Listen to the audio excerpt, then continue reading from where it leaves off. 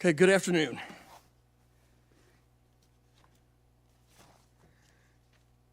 Good afternoon, everyone, and welcome to today's hearing on information technology posture of the Department of Defense.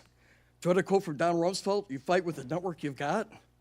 We conduct command and control with the networks that we have. We pay our warfighters with the business applications we have. We plan to conduct operations on the desktops and laptops that we have. We fight at the speed of data, and the underlying IT has never been more important. What I want to hear today is simple. What is the state of these critical IT networks? I'm interested in hearing more about the department's plans to modernize their networks process, provide access to secure cloud environments at all security levels, and ensure the cybersecurity of our DoD and industrial base assets.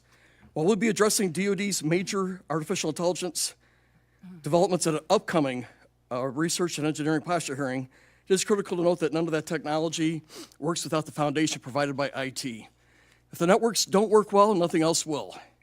So with that, we're joined today by the Department of Defense Chief of Information Officer, Ms. Kirsten Davies. I want to thank you for being so accessible. We've seen you a lot, and we're grateful that you are accessible and open to interacting with us so freely. You joined the department from the industry in December. She brings 2 decades of experience leading large-scale cybersecurity enterprise technology efforts for major global companies. Ms. Davies, thank you for being here and for your willingness to serve. And with that, I turn to Ms. Houlihan, the ranking member, before hearing our witness. Thank you, Chairman Bacon. And I would also like to join you in welcoming Ms. Kirsten Davies as CIO at her very first public appearance before this subcommittee. You have a really challenging job, I know, and I'm looking forward very much to working with you. In the interest of time, I'm going to keep my remarks very brief as well. Gone are the days when the department could focus simply on buying the latest weapon systems, blithely assuming that they will work, without having to focus just as much on the vital networks and the data that enable them as well. It is that network and the information infrastructure that forms the backbone of the capabilities that our men and women of the Department of Defense depend on every single day.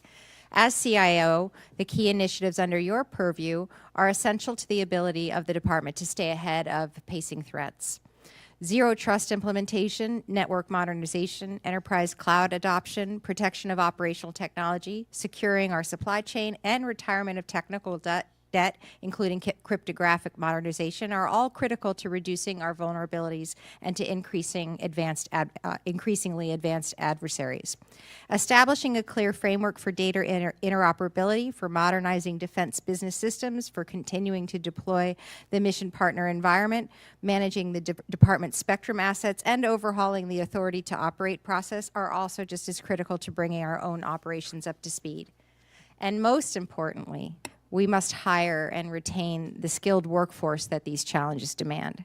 This has not been a straightforward matter in recent months, so I hope that we have this discussion aiming towards current and future initiatives, that we can likewise dig into the effects of the deferred resignation program and hiring freezes for the future of the current and future workforce. Each of these matters I mentioned have been the subject of significant attention in recent National Defense Authorization Acts, but I know our work, just like yours, isn't done. You live these critical issues every single day. We look forward to hearing your perspectives on the department's progress and challenges and what we here in Congress should consider for further action. There is absolutely no alternative other than to get this right. And with that, I want to thank again our witness for appearing today. Thank you, Mr. Chair, and I yield back. Before we recognize Ms. Davies, I just want to thank Ms. Houlihan. We've worked together on this committee, but we also co-chaired the Quality of Life panel, which had a tremendous success, 29 different issues passed into law. So that was good teamwork. Ms. Davies, you are now recognized.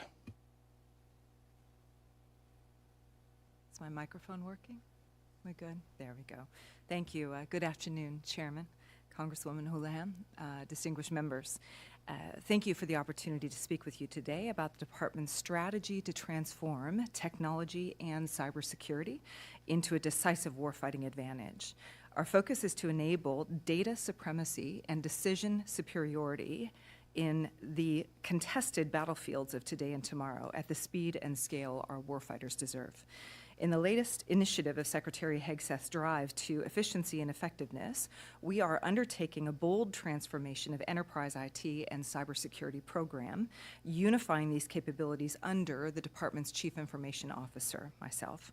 Through this effort, we will we will eliminate inefficient spending, reduce technical debt, accelerate modernization, drive consistent and up-leveled cybersecurity, and unleash data and innovation from the core to the edge for our joint forces. Leveraging my oversight of DISA, the NSA's Cybersecurity Directorate, and the Department's Cyber Crime Center, we are working with military services, joint staff, combatant commands, and defense agencies across 4 transformative pillars. I'll provide a few highlights here. Under Pillar 1, the Enduring Digital Foundation, we're transforming our network infrastructure and communications transport, which extend from undersea cables to terrestrial fiber to advanced satellite capabilities, connecting everything from the home front to the tactical edge. This foundation supports every warfighting system and our global installations. We're driving continual modernization, expansion, and hardening, as well as broad 5G usage and data center modernization. We're evolving our cloud strategy in JWCC Next. We're also leading a proactive approach to spectrum management and advancing PNT, position, navigation, and timing, ensuring ready and resilient capabilities that enable American warfighting dominance. Under Pillar 2, agile digital capabilities, we're expanding and maturing digital offerings. We are accelerating delivery of software and SaaS services and streamlining data architectures for streamlined data flows. We are shifting from slow legacy software development to modern agile delivery, driving interoperability by design, and delivering applications and analytics at the speed of relevance. We are driving extensive defensive business systems work, whether modernizing or sunsetting old systems, to enable clean audits and reduce wasteful spend. We are deploying mission partner environment, a persistent, secure environment where trusted partners can be rapidly integrated. Under Pillar 3, cybersecurity for the warfighting ecosystem, in alignment with President Trump's national security strategy and the national defense strategy, we're moving from checklist-driven compliance toward a unified, holistic, risk-based approach. We will emphasize automation and dynamic and continuous monitoring. We will drive risk reduction rather than burdensome paperwork. Focusing on anti-fragility and resilience through a holistic blend of streamlined processes, advanced technologies, and skilled workers. We are refining the authority to operate process and accelerating our deployment of zero trust principles. We're also refining our risk management process and reigniting the DIB to align with the Secretary's Arsenal of Freedom initiatives. Finally, through Pillar 4, skills and partnerships, something that you mentioned in your opening comments. We recognize that people are our strategic edge. As part of our transformation, we're reviewing IT and cybersecurity roles to ensure clear responsibilities, accountability for outcomes, and a bias for action. We're leveraging your provisions in the fiscal year 2026 NDAA to enhance recruitment and retention of cyber professionals and expand competitive compensation. We will be launching an extended top-tier certification program in partnership with industry and academia, which will offer upskilling and cross-skilling for our warfighters, from new recruits to seasoned service members. And because we do not fight alone, we're doubling down to influence the digital transformation efforts of our allies and partners, which will better ensure all of coalition force readiness. As we advance this bold strategy, thank you for your continued interest and support in IT and cybersecurity topics, and for the resources you provide to protect national security. The race for data superiority and decision dominance is won or lost every day, and this strategy is a key part of how we together ensure the technology race is won by America. Together, we will ensure the resilience, readiness, and lethality of America's warfighters across every domain. I look forward to your questions. Well, thank you, Ms. Davies. I appreciate your testimony.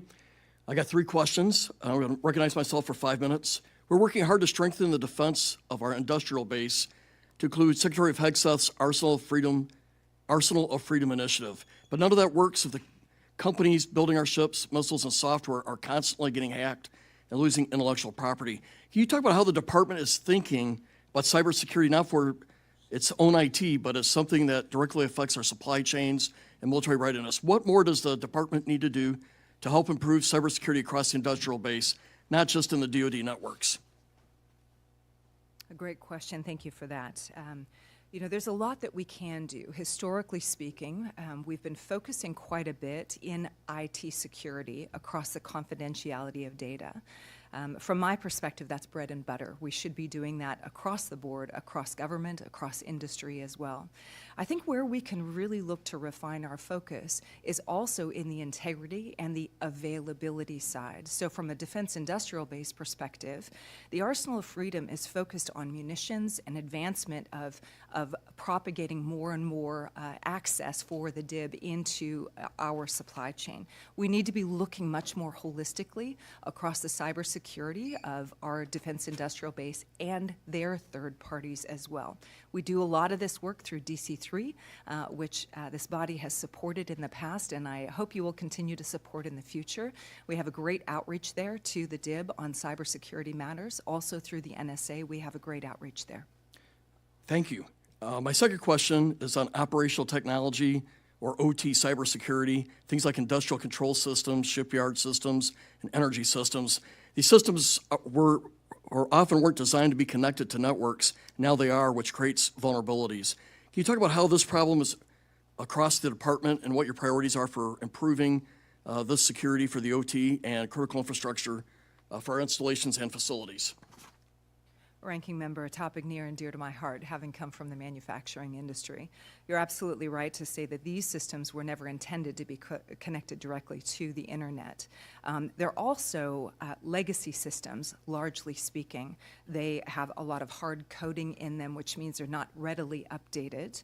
Part of our focus area is going to be to establishing a center of excellence with regards to OT security. It's a very bespoke, specific set of skills that are needed there, security controls that are needed to be wrapped around those. It's also an interaction, again, to my previous comments around the defense industrial base. So manufacturing has a lot of this operational technology, and we need to be working more with them so that they are upgrading their security and their security standards therein.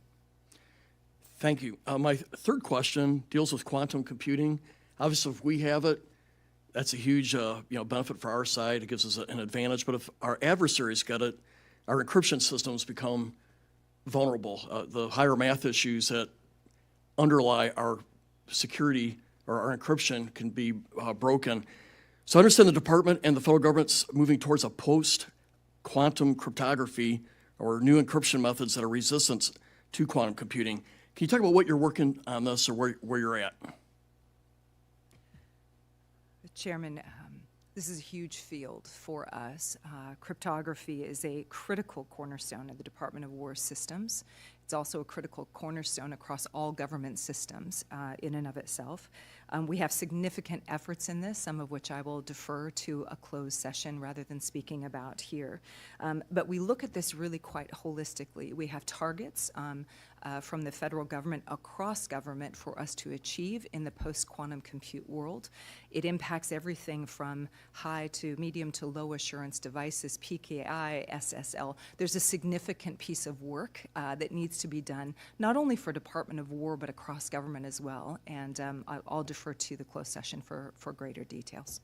Thank you. I yield to the acting ranking member, Ms. Houlihan. The acting ranking member, thanks, the chairman. So I have a lot of questions, but I think maybe I'll start, first of all, welcoming you again. I know you haven't been in this position very long, and so I'm actually very interested in kind of understanding your thoughts on electromagnetic spectrum as you head into this position from your outside experience. It's something that, since I've been here, which has been 7 years, we've talked a lot about and done little about. Deconflicting the use for commerce versus DoD or official use or government use versus commercial use. We know that both have a valid claim or use for the spectrum. In your opinion or assessment, these early days, how do you feel as though the DoD is doing in terms of using the spectrum efficiently? Thank you for that question. I'm also passionate on this topic as well. We do understand that prior to my arriving, there has been some great negotiations and laying flat in the One Big Beautiful Bill with regards to certain bands being protected, which is wonderful. We know that the U.S. military uses spectrum for every mission across all of our domains. It is critical. As the CIO for the department, it rests in my office to be navigating this for the Department of War with regards to broader interagency discussions. And I'm certainly involved, and my team is involved in great detail across these discussions. We know economic security is national security, and our war fighting is national security as well. So you have my commitment that I'll be balancing. But do you currently believe it to be being used efficiently and cooperatively with industry? The spectrum. It is, in my estimation, it is right now. Of course, there's a balancing to be had ongoing. The President has been very clear about his direction with regards to protecting national security. And so what we're doing in the midst of all of this is ensuring that the warfighter needs are appropriately represented. The other thing that we're doing is we're looking at new technologies to see how the spectrum sharing can be much more dynamic, it can be more enhanced, it can be more secure. We are definitely on top of those things. No, I think that's definitely the key.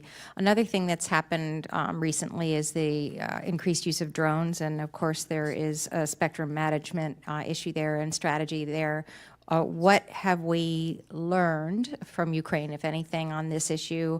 What should we be doing better to accommodate what we can only expect to be increased drone usage with spectrum issues? Thank you. I won't go sideways on updates that are provided by my colleagues with regards to active use in these areas. What I can say, we have learned quite a bit from the Russia-Ukraine war. There's significant use of UASs, drones across multiple arenas, and we are actively looking at defense measures across that. We're actively looking at those spectrum bands that do impact that. Would be happy to come back and provide a deeper briefing if that's Sure, and would love, of course, to know what Congress can be doing to be more useful in that area. And my final question, again, regarding spectrum and data. Mobile data traffic is forecasted to grow between 20 and 30% just over the next few years alone, especially with the increased use and growing use of 5G. How are you and the administration able to balance or planning to balance the significant growth that we're anticipating in commercial wireless services and spectrum use against the needs for government access to the spectrum, especially as our commercial technology is getting better and starts encroaching or blurring where the DoD operates? Congresswoman, that's part of the active discussions around spectrum management. I will say that we are having incredible successes across deployment of 5G across our installations. We are currently at 88% of U.S. military installations possessing commercial 5G infrastructure in at least one. We're diversifying that support, that backbone of 5G infrastructure as well. And those are ongoing discussions around the dynamic use of spectrum for those. Appreciate you. Thank you. I yield. Mr. Finstad, you're recognized. Thank you, Mr. Chair. Thank you for having this hearing today, and thank you, Ms. Davies, for being here.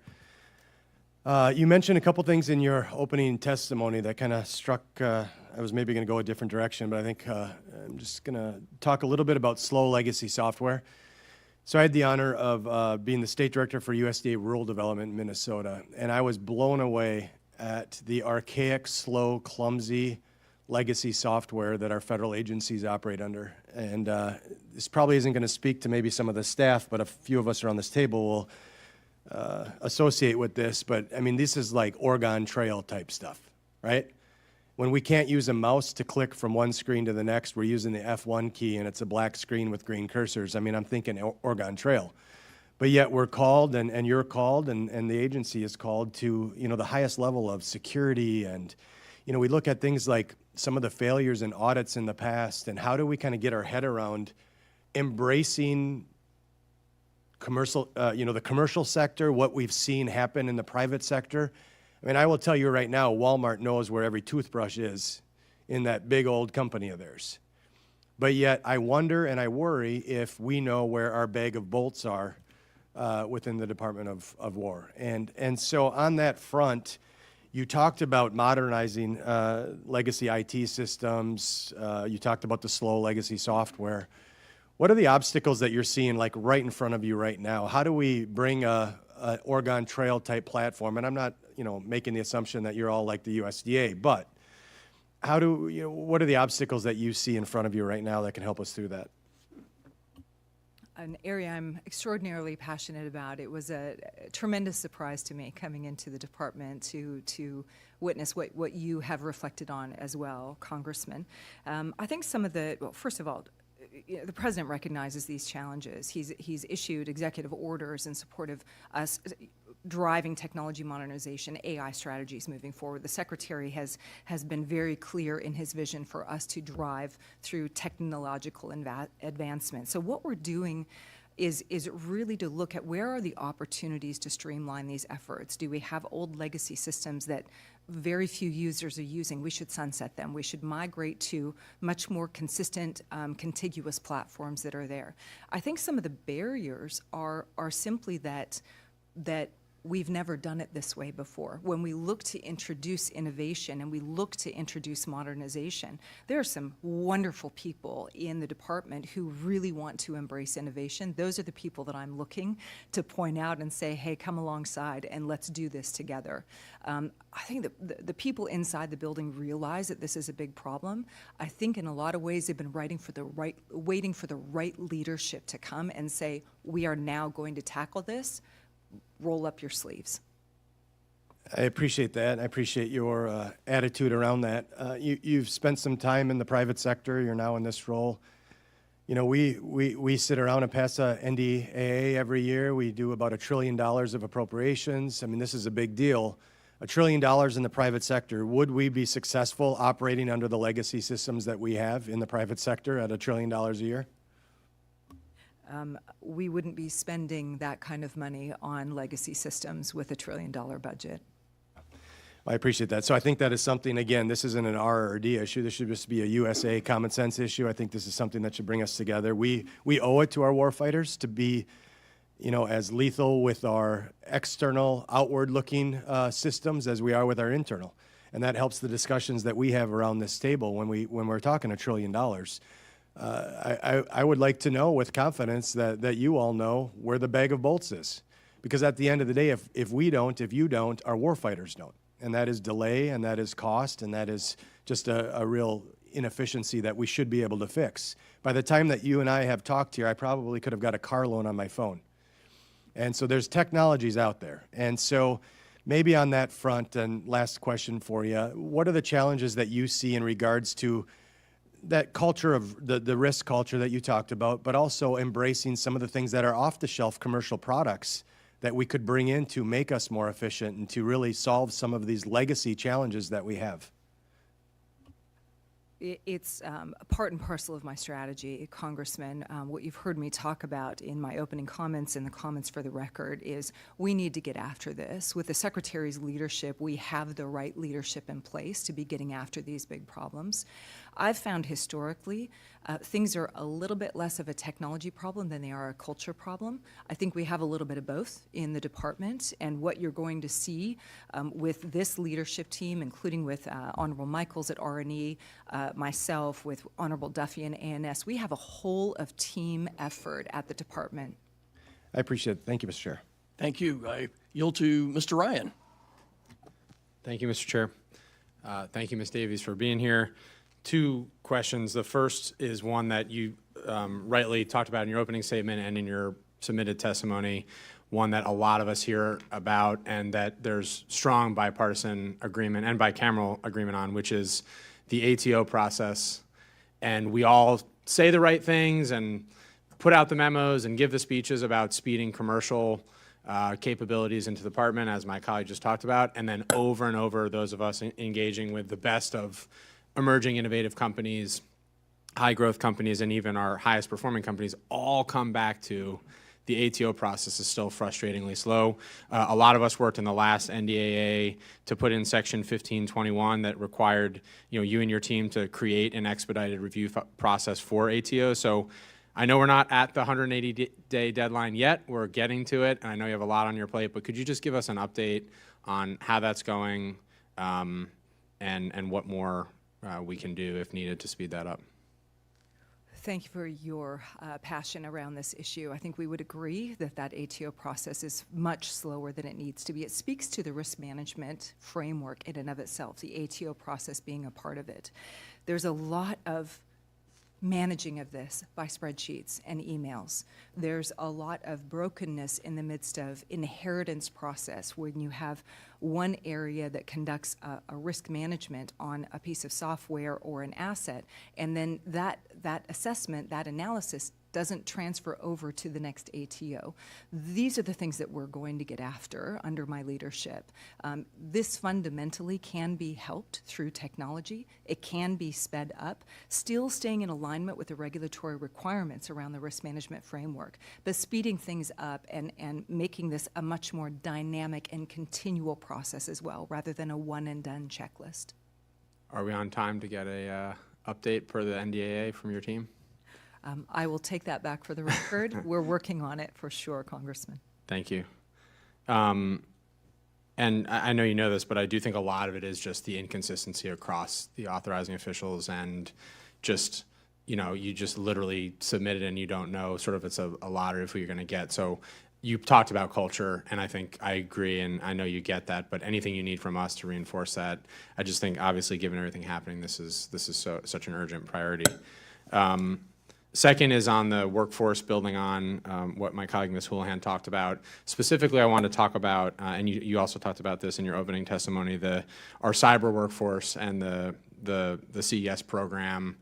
Can you talk about measurable progress you've made in closing the cyber workforce gaps? We continue to hear from all the leaders that continues to be a problem.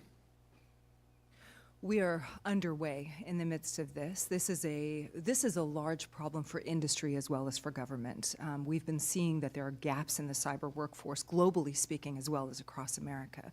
So this is a passionate area that I draw from my experience to bring into here. To date, we have, I believe, over 170 scholarships. We have partnerships with over 450 academic institutions. We're working on, we're announcing very soon, well, I guess I'm announcing right now, that we're going to be doing a rotation internship program that's going to be providing a lot more skills uplift that are there. I'm also looking to see how we can be working much more effectively with K through 12 in order to be uplifting the cyber workforce of the future. I would and just, sorry, in the interest of time, I got to hit one more thing. Please. I would specifically love to follow up with you and your team on the K through 12 component, if you're willing. Absolutely. The last thing I just want to bring up, which I think would almost certainly have to be addressed in the closed session, is just whatever you can share in this forum of, we are in a war despite what different people are calling it, and we're testing all these systems, I know, under your purview. What can you share about how our performance has been? As many know in the room, Iran actually does have a quite sophisticated offensive cyber capability, and so how are we holding up there? And of course, defer to hearing more in the closed session. Certainly we'll have to defer the majority of that to a closed session. I will say that across the board, across every theater, we've been working for resilience and diversity in our long-haul transports, or our network capability, our communications capability. We've been working at resiliency and anti-fragility plans with regards to data center modernization and all of that as well. There's significant work being done by our colleagues across Cyber Command. Thanks. Yield back, Mr. Chair. Thank you. Mr. Crank, you are now recognized. Thank you, Mr. Chairman. Ms. Davies, thank you for your time and your testimony today. And I'm sorry I'm hopping back and forth between committees. Congratulations on your recent confirmation. I want to ask you about the DoD's Cybersecurity Maturity Model Certification, or CMMC, requirements. I think we can all agree on the national security imperative of protecting sensitive government information from our adversaries. But when regulations created to achieve this goal are so overbearing and so restrictive, that it causes important small businesses to leave the defense industrial base or decide against working with the government in the first place, that also harms our national security. And for an example, I had a recent meeting with my Defense Advisory Board.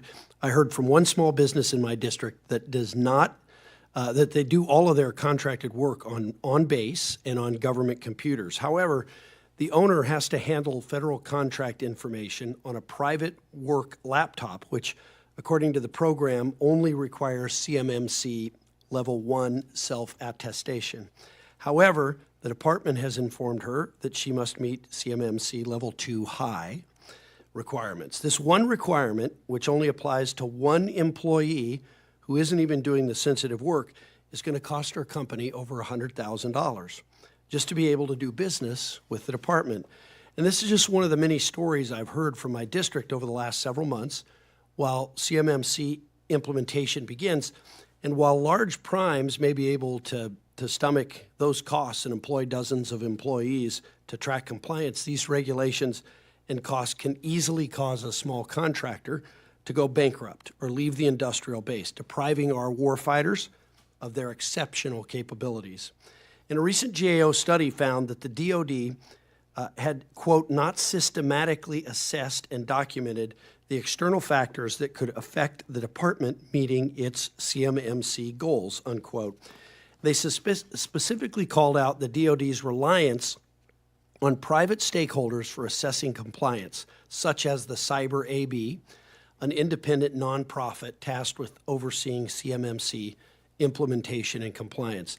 According to the report, the department does not adequately understand whether there are enough C3PAOs to handle the volume of contractors needing to be deemed CMMC compliant. So I want to commend you first because one of your early actions after being confirmed was to order a dedicated review of the CMMC ecosystem and its effects on our national defense strategy. What's the status of this review and when can we expect to receive the results? Congressman, the review is still underway, but I'm happy to share with you some early observations. I think my observations are also informed by having been in industry as well and looking at this. Look, the topic of supply chain risk management, and especially cyber risk management across the supply chain, is very important. Of course, we want the data to be safe, confidential. Of course, we want the integrity of the data to be there. But what we really also want is our defense industrial base to have availability of their systems in order to produce the things that the Department of War and our military, our war fighters need, right? So part of the observation that I can share with you is what the Secretary has so wisely spoken loud and clear, which is we need to reduce the regulatory burden and offer new entrants a shot at getting in and doing business with us. I can commit to you that this is the lens through which I am looking at CMMC. Great, great.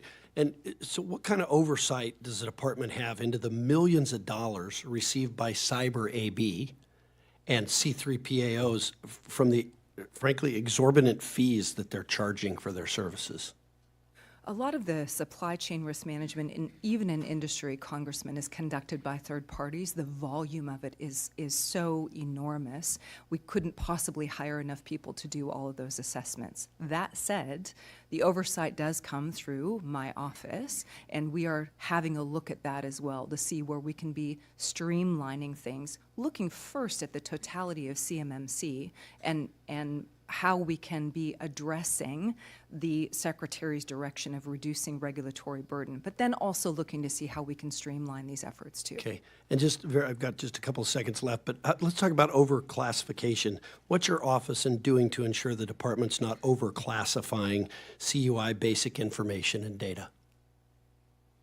A topic near to my heart. We are right in the thick of looking at this right now, Congressman. Great. All right. Thank you. And I yield back.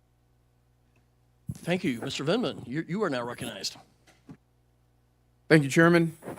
So the Department of Defense, first of all, welcome, Ms. Davies. Good to see you. The Department of Defense Inspector General recently found that the Department of the Navy has made minimal progress in mitigating known cyber vulnerabilities across defense critical infrastructure. In many cases, there was no clear ownership of systems, no defined responsibility for risk management. In some cases, no visibility into whether vulnerabilities had even been addressed. That's not just a process failure, it is mission risk.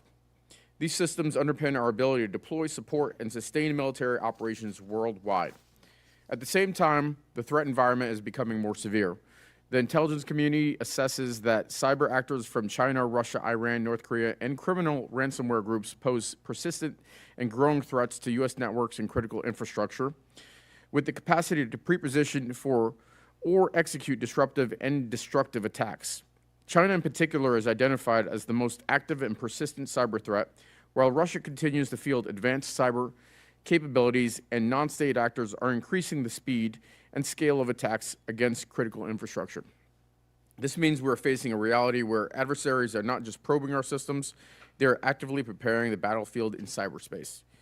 Concurrently, advances in digital twin technology, which creates virtual and data-driven representation of real-world systems, allows operators to model infrastructure, simulate disruptions, and test mitigation strategies in real time.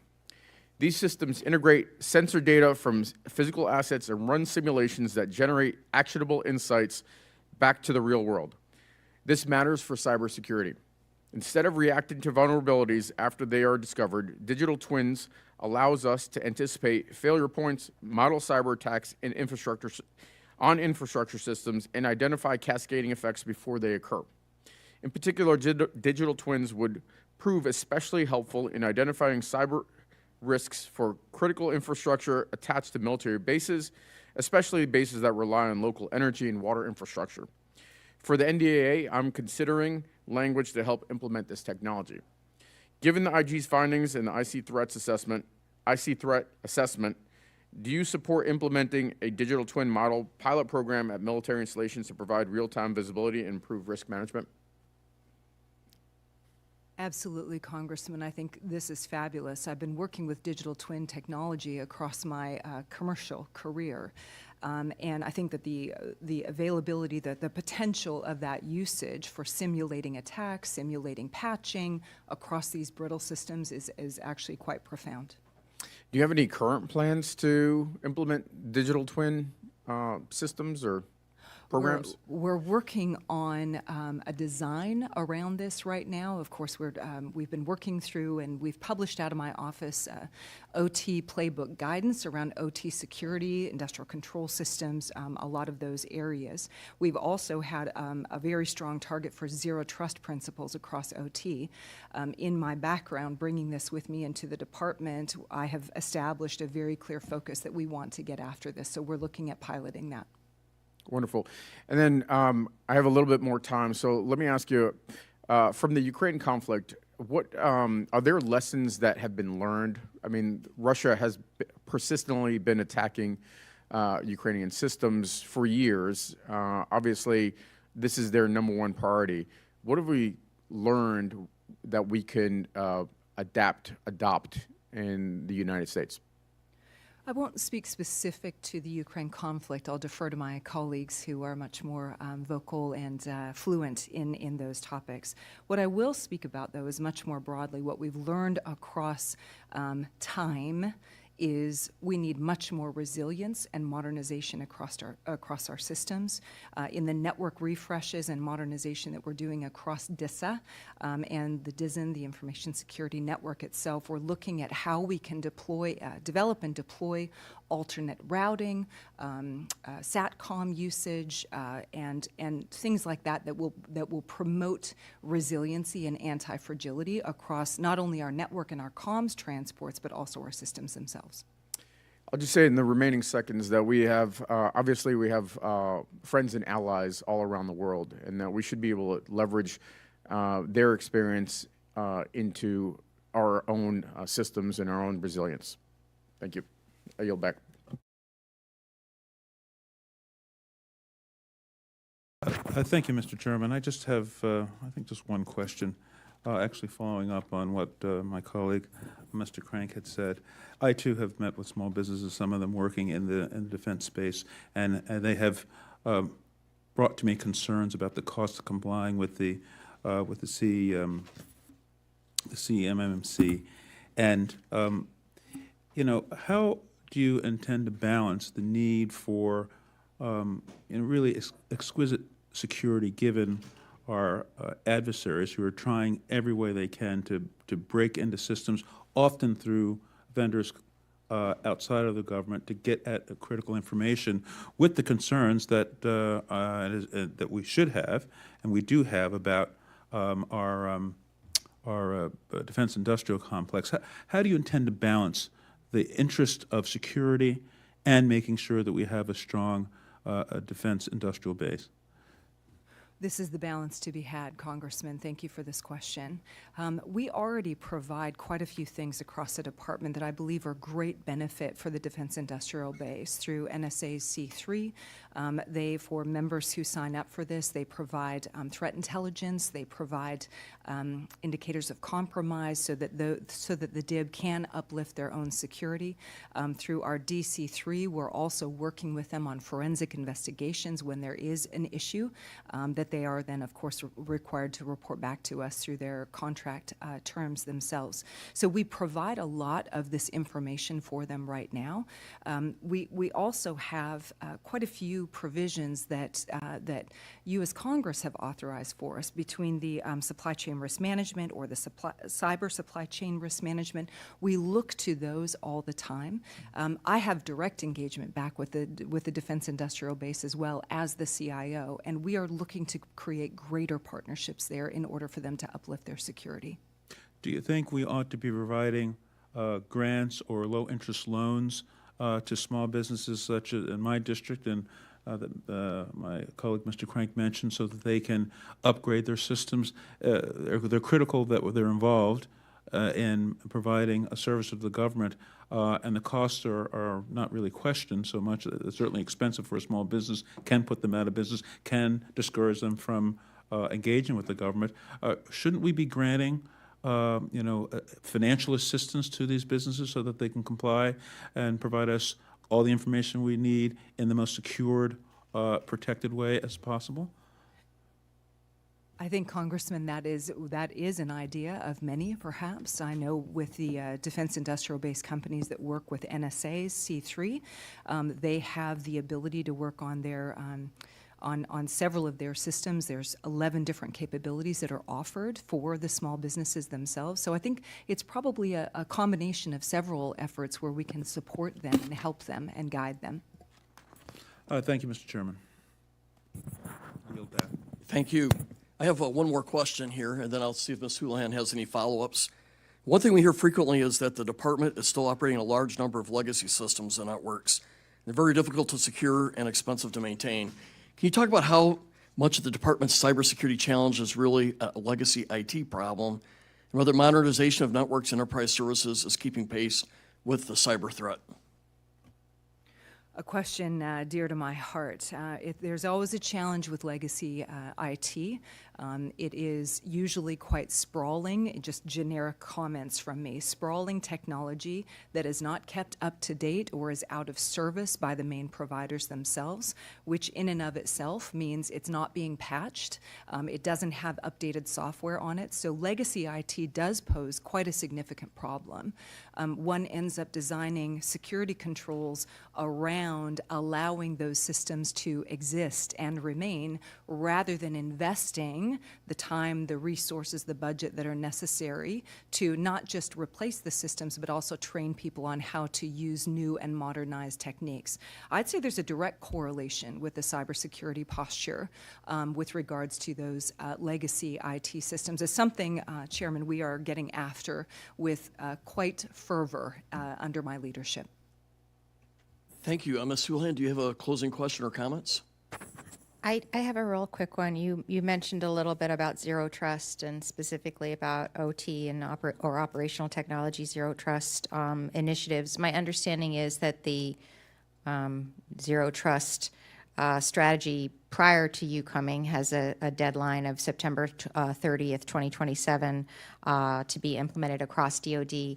With this OT addition, do you anticipate an extension of that deadline, an additional deadline, or is this integrated into the existing strategy? The existing strategy includes an IT deadline, which is the one that you refer to, and then there's a secondary OT deadline that is there. I've been taking the time to assess that and look to see where we can pull that in. I think that this is, the OT side is direct impacting to our supply chain, it's direct impacting to our warfighters, the distribution of all of the materials that they need. It's direct impacting to weapon systems as well, and so we're looking to see where we can pull that deadline in. So right now, there isn't one, and you're hoping to have established one, or? There is one right now. I can take that one back for you. I don't have the date in my notebook, probably because I've determined to pull the date in. And could that be affected by workforce reductions that may be happening either in the past or in the future? I wouldn't say that that there's a correlation there, Congresswoman.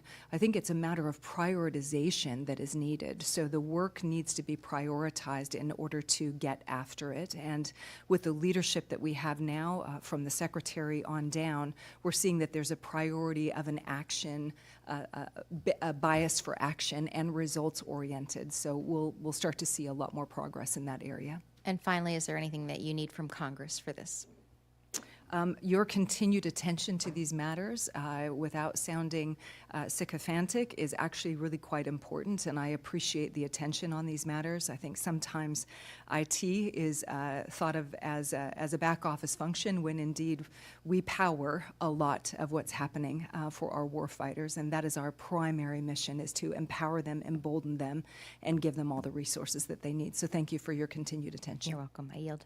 Thank you. Mr. Vindman says he has one more question. I do, thank you. And this is a little bit of a follow-up on what Representative Houlihan was just getting at. And your comment that under this administration and your interest is a bias for action. What's the most radical idea or plan you have to address, the issues that you see as most problematic? So from your own perspective, like what's the most radical idea or plan that you have, and then how can we help you execute that? I have not fully formulated the intricacies of the strategy, but I will tell you the Office of the CIO has not been reorged since it was established back in 2012, 2014. We have looked at things through lenses that I think are outdated. And so what you'll see from my office, Congressman, is you're going to see an operational mindset, which is radical for some people to think that a CIO's office would be much more operational. That's not radical in industry, by the way. It is, that's one of the areas that we're looking at. I think in some of these places where we're looking to set up sandbox ideas, not unlike yours, I feel like, Congressman, you might have read my notes on leveraging digital twin technologies. These are some of the things that we're looking after. Some of the radical plans will be in using commercial technology to support the work and leapfrog in the modernization efforts. So more to come on that one, Congressman. Thank you. At this time, we will conclude the open portion of today's subcommittee hearing. For members who will not be joining us, questions for the record will be due to the committee within a week after the conclusion of this hearing. With that, I want to thank you for this open session. We appreciate you being here and sharing your expertise and thoughts. We will now reconvene in the SCIF in Rayburn 2337 for the classified portion. The subcommittee hearing is adjourned. What do you think, 10 minutes? Okay.